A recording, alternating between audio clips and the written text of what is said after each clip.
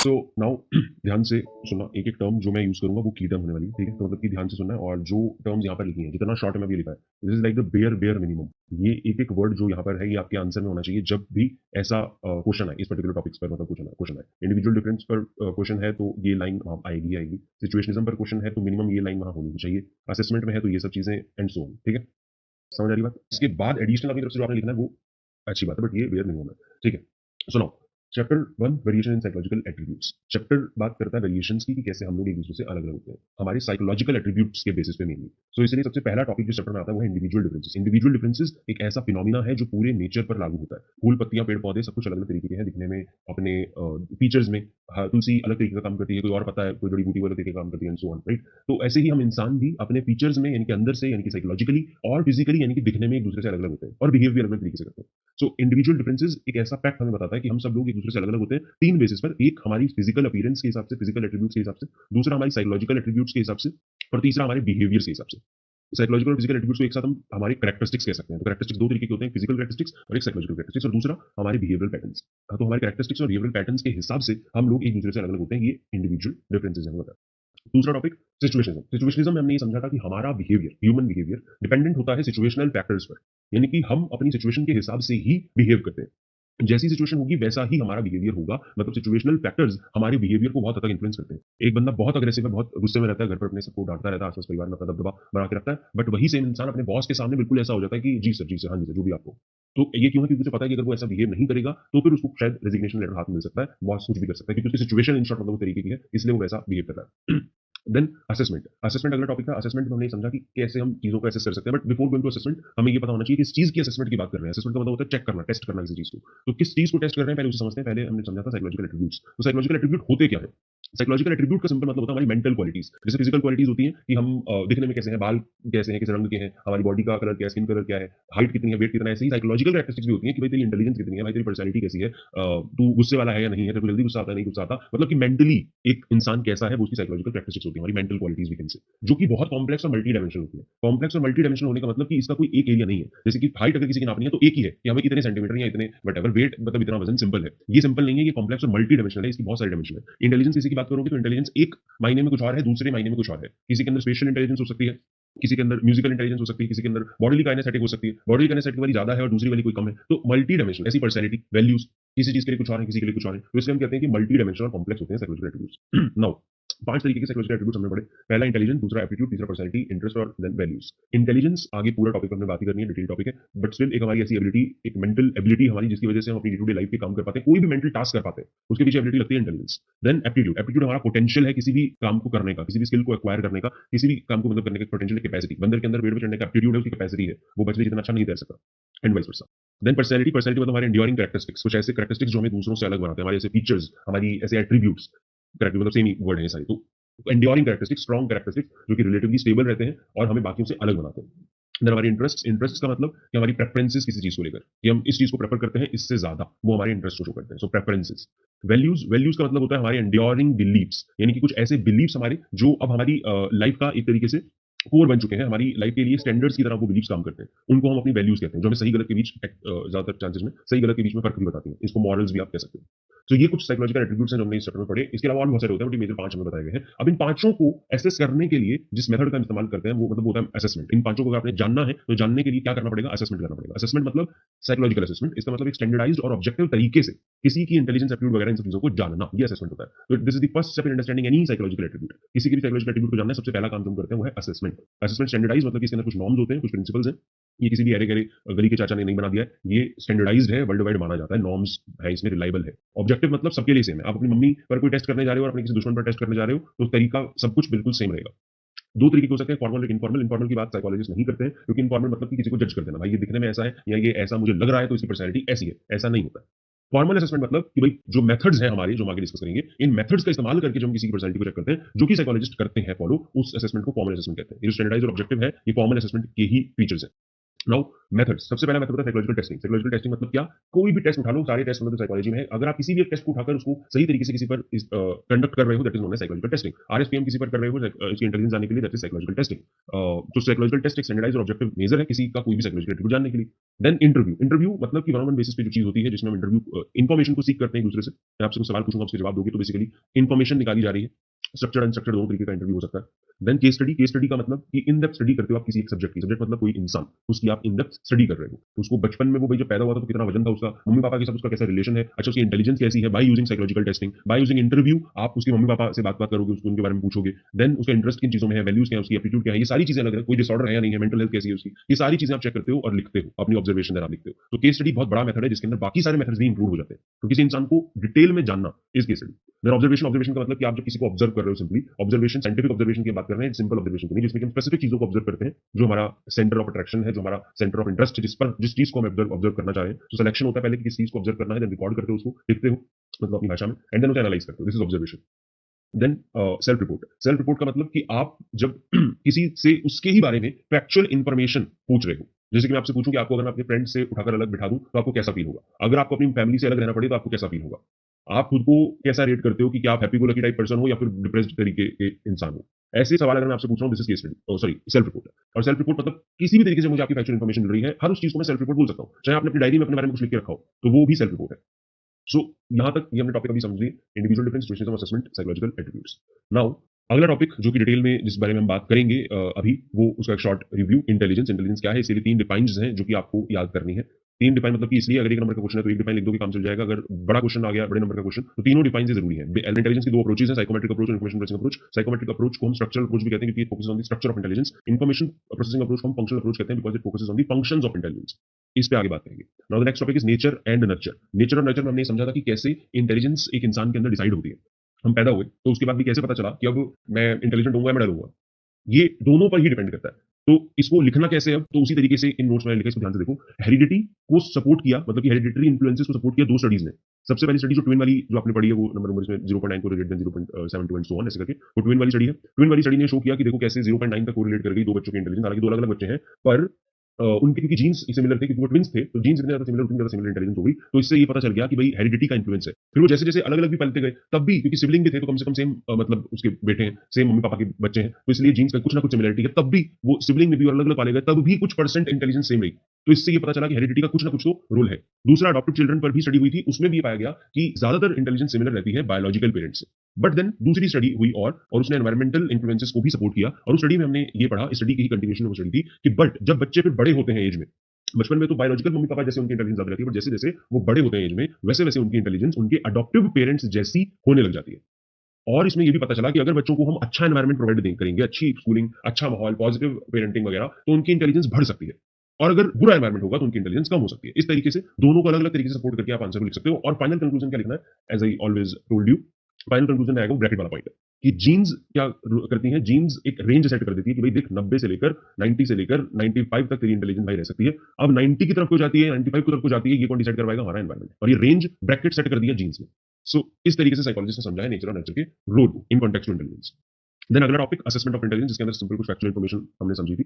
1908 में एल्बर्ट बिने और थियोडोर साइमन, इन दोनों ने मिलकर हमें मेंटल एज का कॉन्सेप्ट दिया था कि मेंटल एज एक चीज होती है। क्या होती है उसकी डेफिनेशन है, measure of a person's intellectual development relative to the people of that age group. यानी कि अगर मैं एक 18 साल के बच्चे की मेंटल एज निकालना चाह रहा हूं तो मैं लिखूंगा कि उसकी मेंटल डेवलपमेंट मतलब कितनी हुई है। बाकी जो 18 साल के बच्चे हैं, जितना उनका दिमाग डेवलप हो गया है, क्या इस बच्चे का भी उतना दिमाग डेवलप हो गया है, ये है mental age. Measure of person's intellectual development relative to the people of that age group. बाकी लोग जो आप तुम्हारी एज के हैं, क्या उनके जितना ही विकसित तुम्हारा दिमाग है, this is mental age. Then 1912 में विलियम स्टर्न ने इनके कॉन्सेप्ट को उठाया और अपना एक अलग कॉन्सेप्ट दे दिया, जिसको कि आज हम पॉपुलरली जानते हैं आईक्यू के नाम से, इंटेलिजेंस क्वोशिएंट। आईक्यू का फॉर्मूला विलियम स्टर्न ने दे दिया MA/CA मल्टीप्लाइड बाय 100। अब अगर आईक्यू की डेफिनेशन लिखनी है तो यही लिखोगे, विलियम स्टर्न ने कहा आईक्यू इज द मतलब mental as divided by chronological age multiplied by 100। ये विलियम स्टर्न की आईक्यू की डेफिनेशन हुई 1912 में, उन्होंने ये कॉन्सेप्ट हमें दे दिया। Yes, so now the next topic is normal curve. Now normal curve में हमने ये समझना होता है कि नॉर्मल कर्व एक ऐसा रिप्रेजेंटेटिव है जो कि हमारी टोटल पॉपुलेशन के आईक्यू को बताता है कि कितने परसेंट लोग कितने आईक्यू को रखते हैं। और इसमें हमें ये पता चलता है कि ज्यादातर लोग मिडिल में फॉल करते हैं, यानी कि नॉर्मल कर्व एक तरीके से हमें एवरेज आईक्यू भी देता है जो कि है अराउंड 100।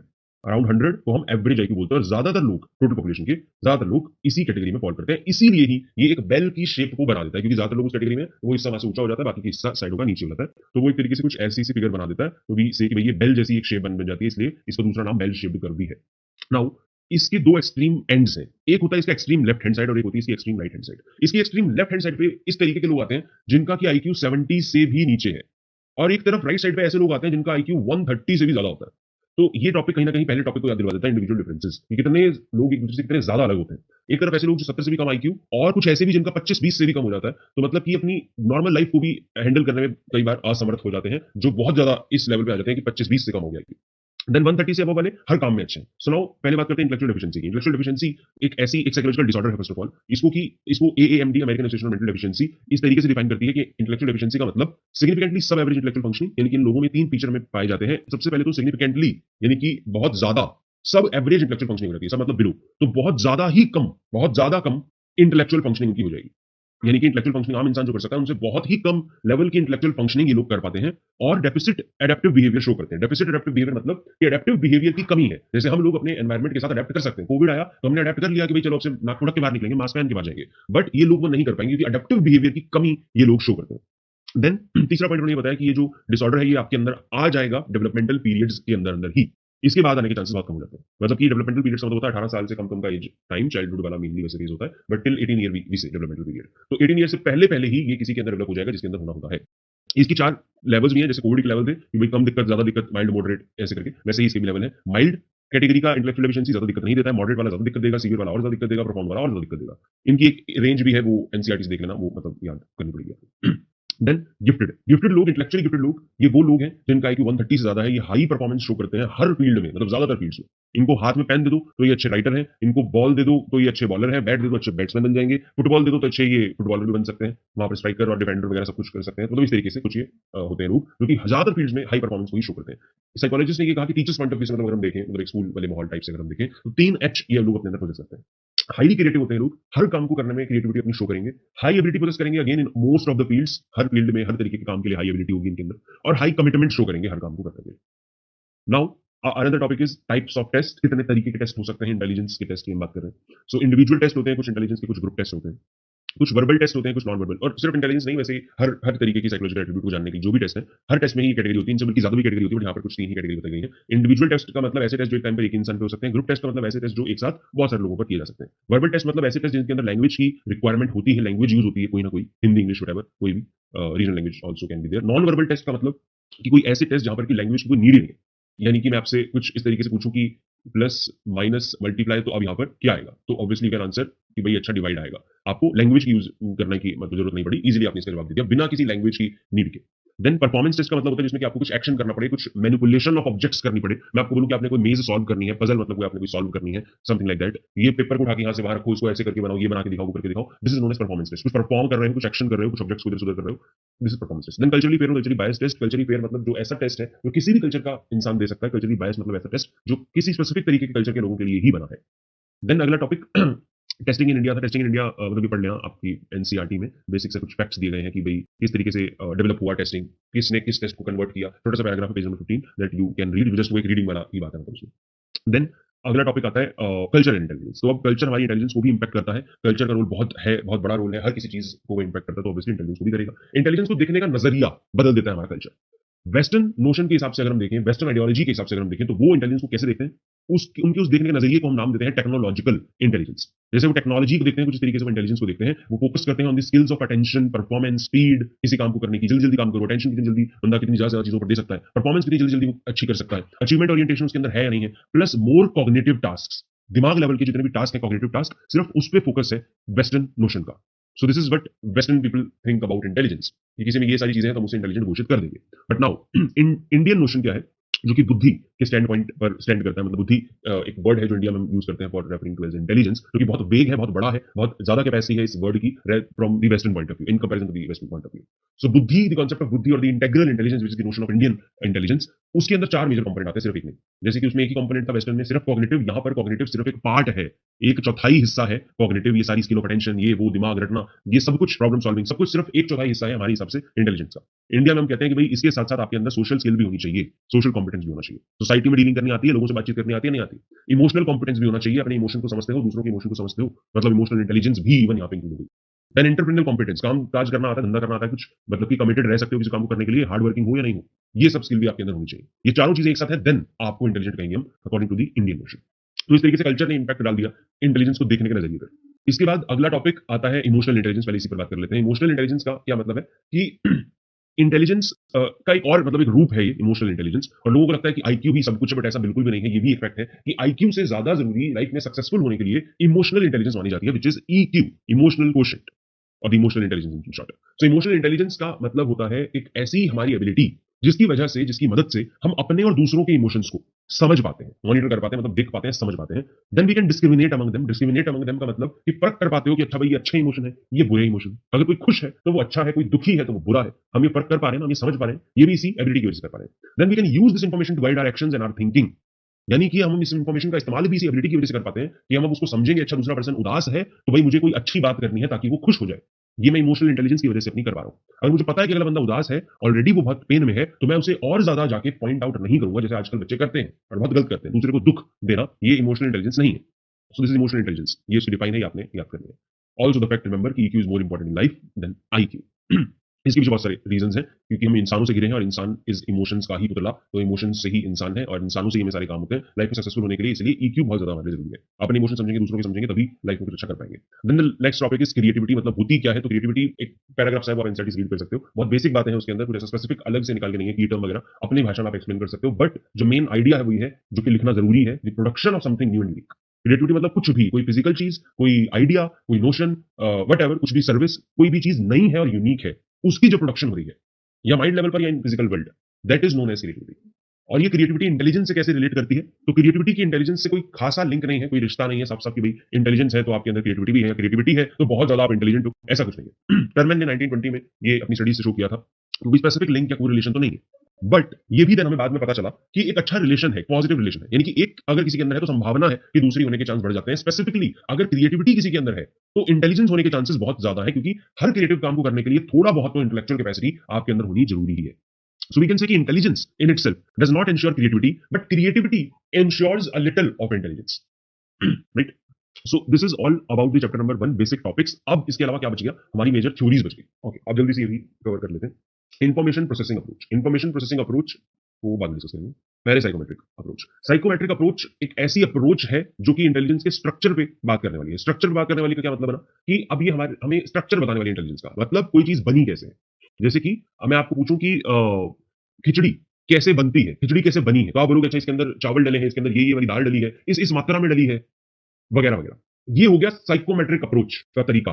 एक साइकोमेट्रिक अप्रोच से आपने डिफाइन किया खिचड़ी को। वहीं अगर इंफॉर्मेशन प्रोसेसिंग अप्रोच से डिफाइन करना होता खिचड़ी को, तो आप कैसे करते कि खिचड़ी खाने के ये फायदे हैं, खिचड़ी से ये होता है, आपको सेहत मतलब अच्छी होती है, हेल्दी है, आपके अंदर एनर्जी आएगी, ये प्रोटीन बढ़ेगा, विटामिन वगैरह वट एवर जो भी कुछ होता है, आई डोंट नो, फैट है, गुड फैट है, एटसेट्रा। तो मतलब कि जब आपने फंक्शन एक्सप्लेन कर दी उसकी, वो हो गया इंफॉर्मेशन प्रोसेसिंग अप्रोच, किसी चीज को एक्सप्लेन करने की। साइकोमेट्रिक अप्रोच होता है जब स्ट्रक्चर एक्सप्लेन कर रहे हो कि चीज बनी कैसे है क्या चीज। नाउ साइकोमेट्रिक अप्रोच के अंदर 5 थ्योरिस्ट आते हैं जिन्होंने इस तरीके से एक्सप्लेन किया है इंटेलिजेंस को, जिसके अंदर सबसे पहले एल्बर्ट बेने ने यूनिफैक्टर थ्योरी दी। यूनिफैक्टर थ्योरी का मतलब एक फैक्टर। इसने बोला भाई देख इंटेलिजेंस एक ऐसी सी चीज है यार, मतलब ये एक है, एक फैक्टर है। अभी जो एक फैक्टर है इसके अंदर एक जैसे बहुत सी सिमिलर सी एबिलिटीज है। जैसे कि अगर मैं बोलूं कि ये एक चीज जो गोल सी चीज मैंने बना दी इंटेलिजेंस, इसके अंदर एक जैसे बहुत सारे सिमिलर सी एबिलिटीज आती है। सो एक जैसी बहुत सारी सिमिलर एबिलिटीज से मिलके एक चीज बनी है जिसको हम इंटेलिजेंस कहते हैं। फिर उसी एक चीज को हम इस्तेमाल करते हैं अपनी जिंदगी की सभी दिक्कतों को सॉल्व करने के लिए। सो इसके हिसाब से intelligence is one similar set of abilities, similar set of abilities है इंटेलिजेंस, और उसी एक सिमिलर सेट ऑफ एबिलिटीज को हम इस्तेमाल करेंगे जिंदगी की सभी दिक्कतों को सॉल्व करने के लिए। ये एल्बर्ट बेने की थ्योरी। देन चार्ल्स स्पियरमैन ने कहा इसकी बात को ही वी कैन से आगे काउंटर करके कंटिन्यू करके काट के इसकी बात को बोला कि भाई देख एक नहीं दो फैक्टर है, 2 फैक्टर्स इसके अंदर आते हैं।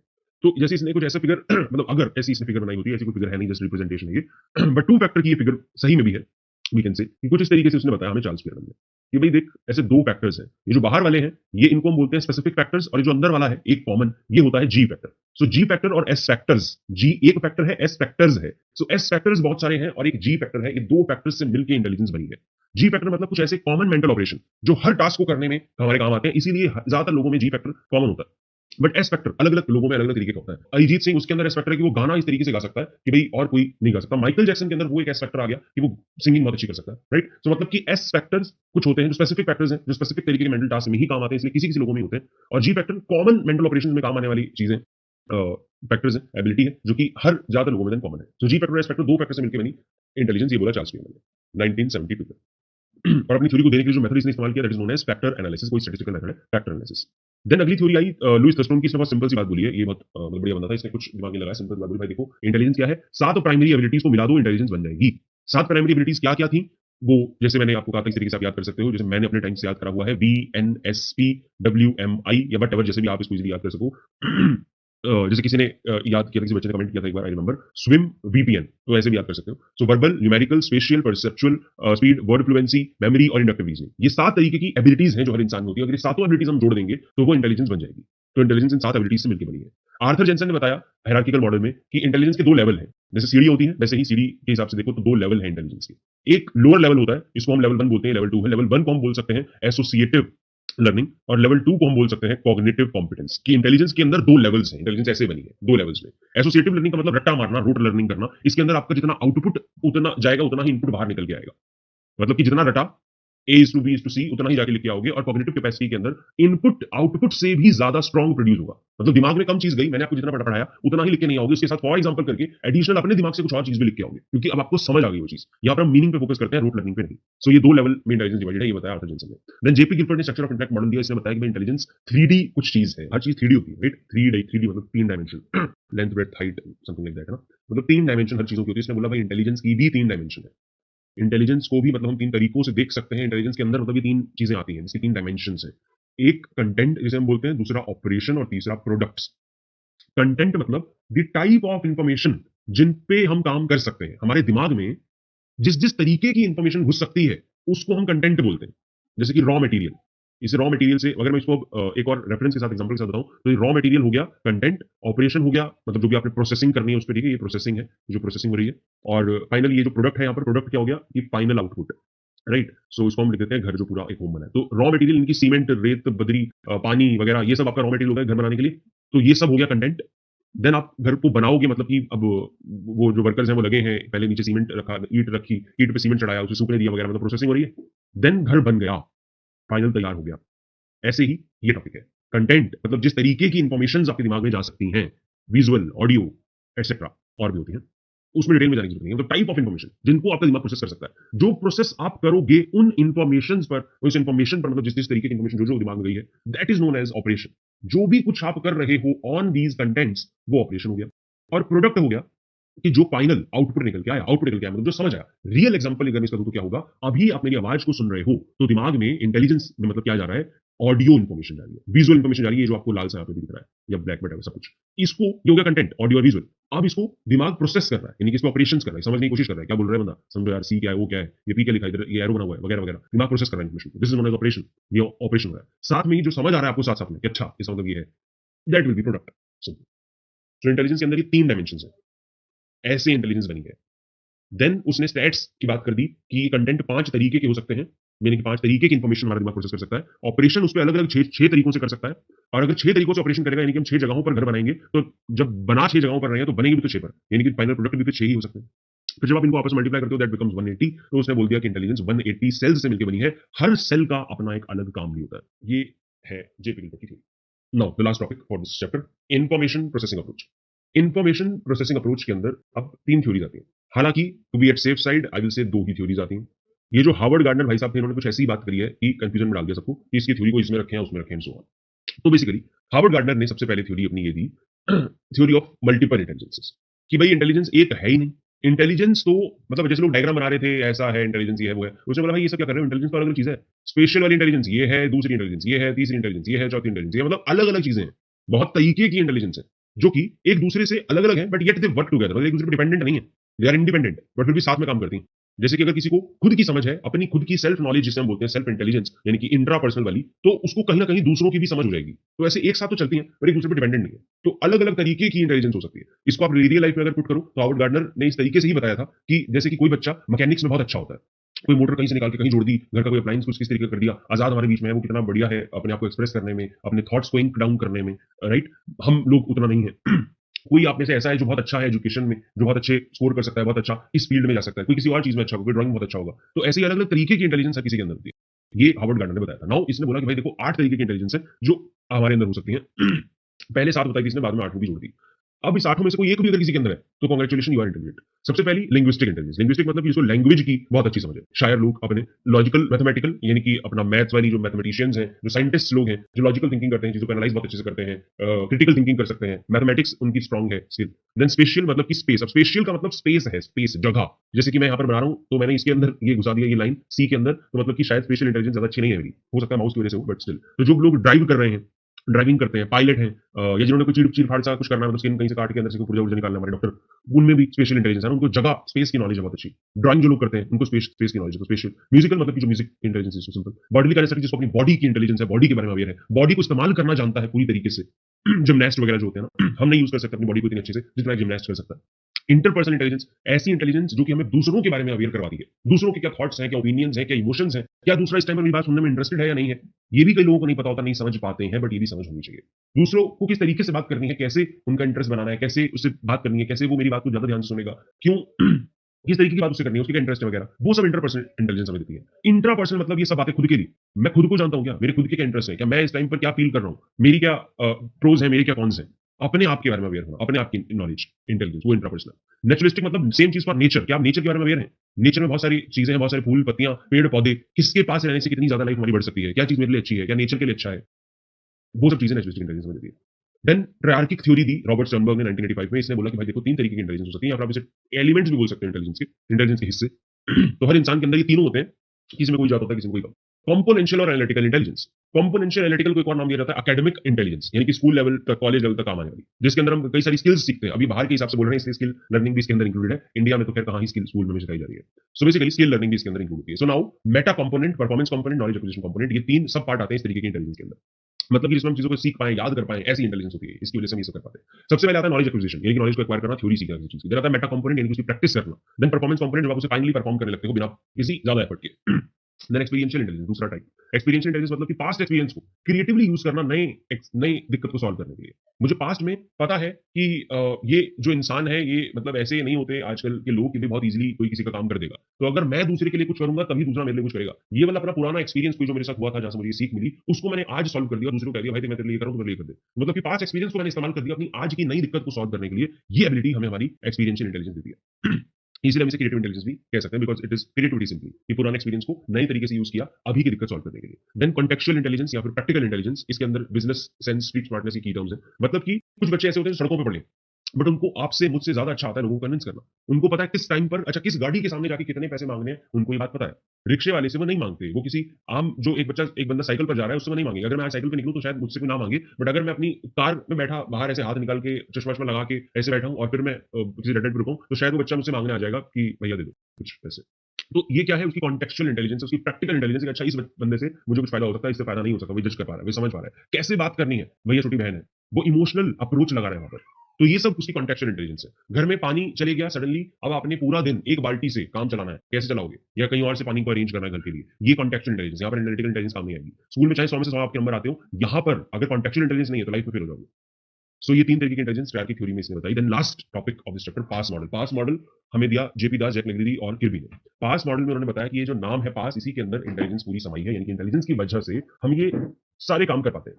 PASS, planning, arousal, attention, simultaneous और सक्सेसिव प्रोसेसिंग। सबसे पहला पॉइंट अराउजल और अटेंशन। अराउजल और अटेंशन मतलब किसी चीज़ों के बारे में अवेयर होना। आपको अभी क्लास के दौरान साइड में मम्मी ने कुछ आवाज़ लगाई या कुछ पापा ने कुछ बोला, व्हाटएवर किसी ने बोला, आप अवेयर हो गए। इसी के साथ आता है अटेंशन, उस पर ध्यान दिया, फोकस दिया, तो आप उसको अटेंड कर लिया। ये काम भी इंटेलिजेंस की वजह से ही कर पा रहे हो। देन साइमल्टेनियस और सक्सेसिव प्रोसेसिंग। अब आपने उन्होंने क्या बोला उसको आपने सुना, उसको मतलब अराउज हुए, उसके लिए अवेयर हुए, उसको अटेंड भी किया, तो आप उसे साइमल्टेनियस या सक्सेसिव तरीके से दिमाग में प्रोसेस कर पाओगे, वो भी इंटेलिजेंस की वजह से ही कर पाओगे। लेट्स से उन्होंने कोई नंबर बोला, तो नंबर आपने याद करना है, तो आप सक्सेसिव प्रोसेसिंग करोगे, सीरीज वाइज चीज को याद करोगे। अच्छा किसी ने ओटीपी बताया, ओटीपी 2347 2347 2347 ऐसे करके याद करने की कोशिश कर रहे हो, this is called successive processing. आपका दिमाग सक्सेसिवली चीजों को प्रोसेस कर रहा है। ये भी इंटेलिजेंस की वजह से हम कर पाते हैं, सीरीज वाइज इस चीज को प्रोसेस कर रहा है। देन साइमल्टेनियस प्रोसेसिंग क्या होती है कि मम्मी ने बोल दिया कि यार चाची तेरी जब लास्ट टाइम आई थी उन्होंने तेरे को कितने पैसे दिए थे, और जब चाचा आए थे उन्होंने कितने दिए थे, और टोटल करके सारी चीजें बता। तो मतलब कि आप एक तरीके से बहुत सारी चीजें एक साथ एनालाइज कर रहे हो, या किसी ने और कोई आपसे सवाल पूछ लिया, मतलब जहां पर दिमाग बहुत सारे कामों को एक साथ कर रहा है, ऐसी प्रोसेसिंग भी आप कर पाते हो अपनी इंटेलिजेंस की वजह से। तो साइमल्टेनियस और सक्सेसिव दोनों तरीके की प्रोसेसिंग इंटेलिजेंस की वजह से हम कर पाते हैं। Last is planning. प्रोसेस कर लिया, मम्मी पापा ने जो भी बोला उसको प्रोसेस कर लिया, प्लान करना एक्शन कि भाई अब आगे क्या करना है इस इन्फॉर्मेशन का। जैसे मम्मी पापा ने बोला, अगर किसी ने बोला पानी की बोतल भर के रख दे, तो आपने सोच सुना, उसको ध्यान दिया, उसको प्रोसेस किया इन्फॉर्मेशन को, और अब आप उसको प्लान करोगे, यानी कि एक्शन कंपोनेंट आएगा कि अब आप उठोगे बेड से, पानी की बोतल भरोगे और देन उसे फ्रिज में रखोगे, something like that. This is called planning, action component. तो ये तीनों काम ब्रॉडली मतलब आप कर पाते हो अपनी इंटेलिजेंस की वजह से। This is pass one.